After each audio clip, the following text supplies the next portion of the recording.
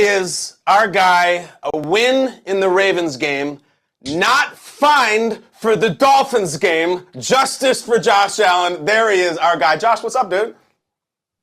Thanks for having me on. I'm just hanging out, man. Good to see you. How was London? It was great. It was far. The food is really weird. Have you done the London game, Josh? I don't remember. Have you done it? No, never. Well, listen, you're going soon, dude. They're sending all the stars there. Rodgers is going for the first time this week. You'll love it. You'll dig it. It's very different from Buffalo, very different from Fireball, but they love football over there. And we were watching your game against the Dolphins in a London pub, and they were like losing their minds. They love that kind of stuff. I saw we already had an early cameo from Sky. Sky always comes in hot in the background underneath the Joker poster. Sky's getting comfortable with the show, and I'm getting comfortable with this. Josh, you guys just had a 20-3 come from behind victory, which is interesting because I was told by certain morons that the Buffalo Bills cannot win close games at all. It's not something you guys are capable of. What's your response to that? Yeah, I mean, we are 0-7 in our last 8, but we're 1-0 in our last 1. So that's all that matters. We found a way to get it done. Guys battled. Going down 23, obviously it's never fun, but scoring right before half, our defense got a big stop. We went down there and we scored right before half. That was probably the biggest drive of the game, allowing us to have an opportunity to be in that game because obviously they were getting the ball at halftime, and who knows, what happens if we don't score there. But guys, we were resilient. Guys played hard. We played for each other. Those are the ones you love to win. Those are the ones that build the team camaraderie and that belief and that trust in one another too. It was awesome to see. In the final field goal, you guys set it up perfectly, and then they go to the shot of you, and you're kind of on the bench, just being by yourself, and then Bash just drills it. It's got to be, given the comeback, given how difficult it was to play there, and all this nonsense around close games, it's got to be one of the more satisfying wins you guys have had. For sure. You can definitely say it was the most important one because it was the next one, and we're just trying to find a way to go 1-0 each week, and that's our mindset. That's what Coach McDermott instills in us. Just trying to be the best versions of ourselves, find a way to win a game. What's going through your mind when it's 4th and goal for the Ravens and they leave Lamar out there and Harbaugh says, no, we're just going to go for it, and you're watching from the sideline? What were you thinking? Well, I'm either thinking it's a touchdown or it's an incomplete pass, and we're getting the ball at the 3. If you go back and watch that play, Jordan Poyer made an unbelievable play. I mean, he kind of lost his guy. And he noticed it, and he just took off on a beeline, like just straight to where that ball was going to be. Made a huge play, but the difference of getting the ball at the 3-yard line compared to the 20-yard line, going from a backed up situation where backed up situation, we're trying to get one first down, trying to flip the field. Now it's a 20-yard line. Like let's go find a way to score this ball and get it in the end zone or get it through the uprights and allow ourselves to win this game. But man, our defense bowed up big time, man. It was awesome. It was fun to be a part of. It's fun to watch. And that's a really damn good football team that we just played too. Oh yeah, it is. It helps when you have the best safety in the league who makes a huge play on the biggest play in the game at that point. It was incredible. So then you guys get the ball, and then the drive, you're playing and you hit Dawson early and you get the thing going. Huge roughing the passer penalty. Massive. My question to you, cards on the table. Did you talk them into that penalty? Because it looked like you coached them up on it. I'm talking about the officials. No. I think, just throughout the flow of the game, there had been a couple close ones. I just tried to keep my cool. And that last one, felt contact to my face. I just kind of looked back and he threw the flag. That's all that matters. What's the art of that at this point? You're a veteran. You probably know the referees a little bit. They know you. Do you chat them during the game? Like, look out for this, or like, you owe me one for this? Like, what is the process? Because, look, this goes back. Michael Jordan used to do it. Kobe used to do it. No matter the sport, there's always a chatter with the officials. How do you work that throughout a game? I don't really talk much. I try to let them do their thing. I'm not a referee. Like I don't know all the calls. Like that's their job to go out there and make the right calls. And sometimes it goes our way. Sometimes it doesn't go our way. But obviously like guys getting hit, like you want to protect your guys as well as possible. And that's the main thing for us. Like whether there's a flag called, not a flag called, it's like, all right, say my 2 cents and get off the field. I'm not going to continue to work them and try to milk them for a call. They have a lot of pressure on their shoulders too in officiating, and I respect what they do and I respect their job. And these guys they're human at the end of the day, so they want to be treated like humans as well, and that's as far as I go. See, that's so smart, because you just did a monologue on how much you respect the referees and let them do their job, and they're human and they're professionals. That's what they want to hear. They don't want to hear all the barking and the yapping. That's exactly how you get the calls, by saying, hey, let them make the calls. But I have to tell you, Josh, my favorite thing in this era of your career, and I watch all your games, the thing that I actually laugh out loud when you do, because I think it's so awesome, it's so entertaining, it's almost like a signature move at this point. When you have a D lineman comes through and pressures you, and you will straight stiff arm the D lineman, like in the face mask, in pivot out of it. There's not a lot of quarterbacks who do that. Take me through that move, because I feel like it's almost become signature for you. It's going to be a sack. Oh no, he stiff arms him and spins out and then chucks it. It's like your pro wrestling move. I love it. Tell us about that. Yeah, I mean, it's just kind of instinctual. It's nothing that I really practice. I've never really practiced scramble drill. It's just something that's kind of come innately and over the course of my football career. Just, they're going for this thing in the right hand. Yeah. So if I could extend my left hand, that makes it a little distance further from them getting to the ball. And they're so gung-ho about trying to get strip sacks. And I think that's that's a huge game changer to get a strip sack. But sometimes, it's like in, Ncaa, you could change, like, my defense is aggressive for stripping the ball, but that means they're going to be more susceptible to missing tackles. So I think it kind of plays there, but, it's just me finding a way to make a play for our team. And sometimes it works out, I think most of the time it works out, and sometimes it doesn't. You gotta roll with the good and the bad there. It's so badass, but I don't want to bury the lead here. Who was your NCAA team? Who'd you like to play with? I grew up as a Fresno State Bulldog fan. Not so much anymore. I'm all about the Pokes. Not too big on the Bulldogs. But it was them. I played with Stanford a lot. I played with USC a lot. So basically all the California schools. So would you be playing, was it like Sanchez at USC or like John David Booty or Liner? Like, who are we talking? Yeah, it would have been the Reggie Bush Liner era. Oh, yes. You go down, you download Pasta Padre, you get all the names on the players there, and that was probably my favorite game growing up. Yeah, it was the best. Reggie Bush did nasty things to Fresno, among other teams. Like, that was basically his deal. Steelers coming to town. They got this quarterback, Kenny Pickett. He's making his first start ever, and we were looking back at you. Week 2, 2018 versus the Chargers. Believe that was your first ever start as an NFL quarterback. Like, can you empathize with this? Like, what's going through his head? What do you remember about, you're the man, first NFL start ever. What's it like? Yeah, I mean, he's got a couple more weeks on me than I had. Going into week 2, man, like I was extremely flustered by, the game plan, the play calling, the protection, like just trying to figure all that stuff out. Like I remember calling the wrong protection, like at the line of scrimmage, and my old line's looking back at me like, what are you doing? You can't do that on, like, it's an odd front. You can't do that. I'm like, just go that way, like just trying to figure it out. There's a lot of stuff flying, especially playing a defense like the Chargers were. They were a really good defense that year. They've been a good defense for a long time, but that year they were really good. And I think our defense is pretty dang good too. So I don't want to give him too many secrets right away. Maybe I'll talk to him after the game and we can talk. But yeah, we got to go find a way to win a football game. Do you remember, Josh, was there a game or maybe even a season when the kid from out of Wyoming who's saying, go this way and messing up the protection calls, was there a moment when it slowed down and you're like, I feel much more comfortable now. I'm coming into my own?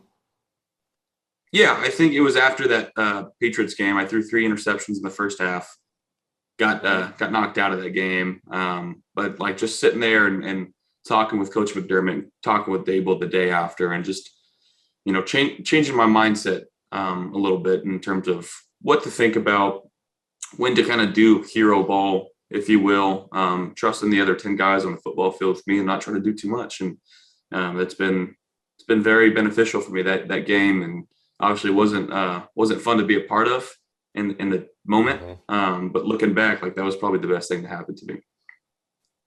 You've had some better days against the Patriots since then, for sure. You mentioned Daboll. Are you keeping your eye on the Giants? Like, what are your thoughts on it? They're all 3-1. It's awesome. They're going to London to play the Packers. What do you think?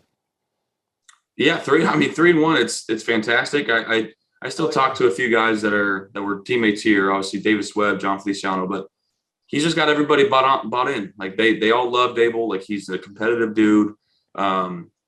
He's a great guy. He cares about his players. They're playing really hard, and for them to kind of be in that situation last week, right? Daniel Jones goes down with an ankle. Tyrod gets knocked out, and Saquon has to be the Wildcat quarterback for a little bit and allow time to get Daniel back in.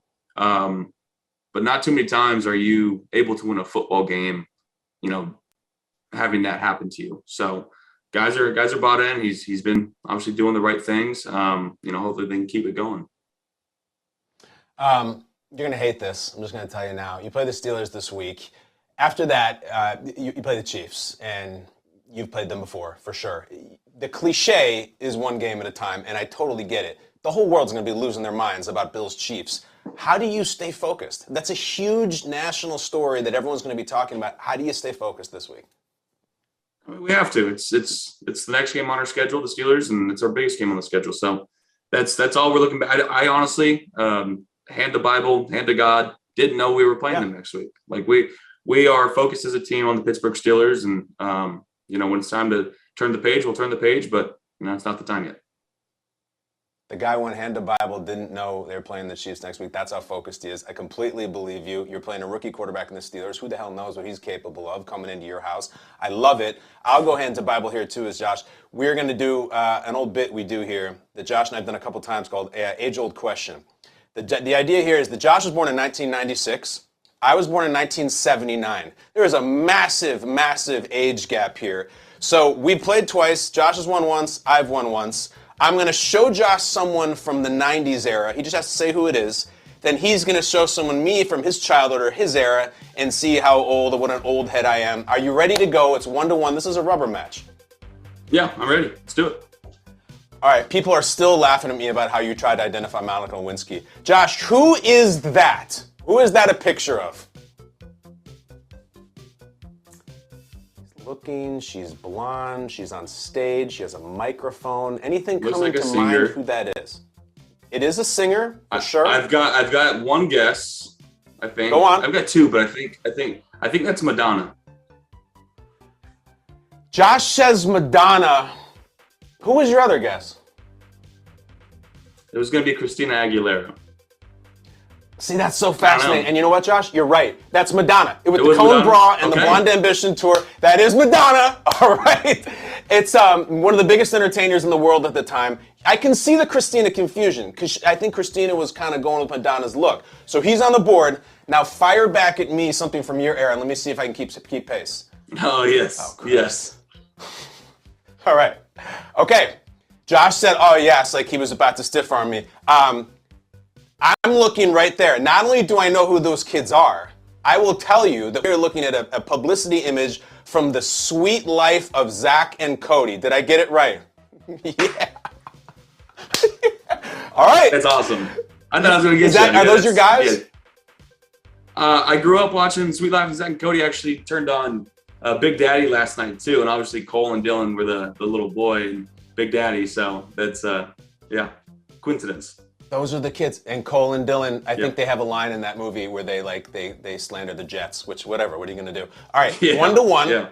right? Don't they like, the Jets suck. Okay, Josh, who's that? You need this one for the win. Who is it? It's a gentleman with blonde hair and a leather jacket. He looks very serious, very sexy. Who is it? What do you think? Familiar? I don't know which way to go here.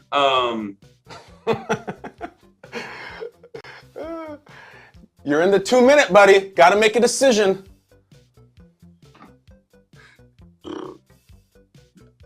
Anything coming to mind? No. Singer.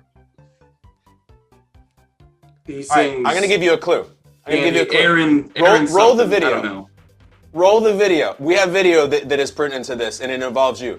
We have video. Okay. I think we do at least. Josh, you know what this is? Oh, it's the lead singer from, I'm assuming, the Backstreet From Boys. What? The Backstreet It Boys? is. What are we seeing in this video? What are you doing? They were trying to get me to get in there and dance and sing with them. They were doing like an Instagram live, and I walked up and I was just, I got to get out of here. So I'm assuming it's the lead singer for Backstreet Boys, but I don't know his name. Well, listen, the Backstreet Boys are a team, my friend. There's not really a lead singer. I'm going to give you half a point. The name is Nick Carter. You know Nick Carter? Oh, okay. So when I said Aaron, I was thinking Aaron Carter. Are they related by any chance? Yeah, they're brothers, in fact. And I think they've had a falling out. But yeah, you know Aaron Carter because he's a little younger, right? Yes, yeah. All right. So here's where we're at. Josh is up 1.5 to 1. Hit me with your final picture, and if I nail it, I win the thing. Here we go. Oh, my God. Do you know what that is? Yeah, I know what that is. All right, I don't, but it's one of these annoying little kid cartoons. I think you already showed me Jimmy Neutron, so it's not that. Is it, I don't know, Shark Boy and Lava Girl? Is that, I don't, I don't know. What is it? This is Cosmo from the Fairly Oddparents, which is another kid show that I grew up, early 2000s, late 1990s. Yeah. He was Cosmo. Like this is one of the more watched shows I ever had. I watched this as a kid a lot. That and Jimmy Neutron, like I said, Recess, Rocket Power. So yeah, so I think I'm taking this. I'm taking. Yeah. Yeah, I'm gonna take the L. I'm down 2 to 1. 1.5 to 1, your final score. I don't know the Fairly Odd Parents. It was just a Fairly Odd character. Josh, you're up 2 to 1. I'll get you next time. Quickly, the Josh Allen Film Festival. This has been a big success. Every week we give Josh a movie to watch from before his time. Shawshank an A, National Lampoon's Vacation an A-, and then 1995's Heat a B. Josh, last week we went back to comedy. We talked about Groundhog Day. Did you watch Groundhog Day? And please give us your thoughts. I did, and I thought it was more of a kind of like a rom-com. Like I thought Bill Murray, the whole love story, him kind of finding himself, basically lived a whole life, learned the piano, learned how to freaking carve ice, save people's lives. Like he knew everything about that day, and obviously him falling in love with the producer and her really falling in love back. I think that was kind of the most important thing, but. I know we just talked about Shawshank Redemption, but he had his own redemption within that movie. So it was really good. I'm going to give that a B+. I thoroughly enjoyed it. Yeah, it was fantastic. It's a great review. It could have been called The Groundhog Redemption. At some point, if you're bored, Josh, read the on-the-set stories about how difficult Bill Murray was to work with, and everyone hated him, and after every take, they would just walk out of camera because he was so weird and so eccentric. But it is the ultimate time loop movie. It's a B+. And now, Josh, as we go into the next game, we back to Drama Week. So we have 10 movies. I got a menu, and I'm going to let you pick. What movie have you not seen here that's kind of jumping out to you? I'm just going to read them. Bloodsport, Under Siege, The Fugitive, Raiders of the Lost Ark, Roadhouse, Pulp Fiction, Gladiator, The Usual Suspects, Seven, and Fargo. Anything catch your fancy? So I've watched The Usual Suspects, I've watched Seven, I've watched Gladiator. Okay. I've watched Pulp Fiction, but I have not seen anything else. And I've watched enough Family Guy to understand Roadhouse. Again. So the other 4 I'm not too familiar with. All right, so then I'm going to assign you. I want you to watch The Fugitive. Okay. What were you going to say? On it. Is Raiders of the Lost Ark, is that Indiana Jones? Yeah, it's another Harrison Ford movie. Okay. Raiders of the Lost Ark is the first Indiana Jones movie. Have you not seen any Indie movies at all? No, I have seen movies? this one, yes. All right, so never mind then. We'll go Harrison Ford, The Fugitive. It's a great Chicago movie. Tommy Lee Jones won the Oscar. I'm going to leave it to you. It's an awesome movie, dude. Are you into it and you're ready? I'm ready. I'll download it today. That's our guy. That's Josh Allen featuring Sky. He's not a Backstreet fan, but he loves The Odd Parents or whatever that show is called. Dude, have a week. We will see you next week. Appreciate you. We're drinking the JA17 blend. Get after it, man. See ya. Love it. Thank you, Kyle. Appreciate you guys. See you, Josh.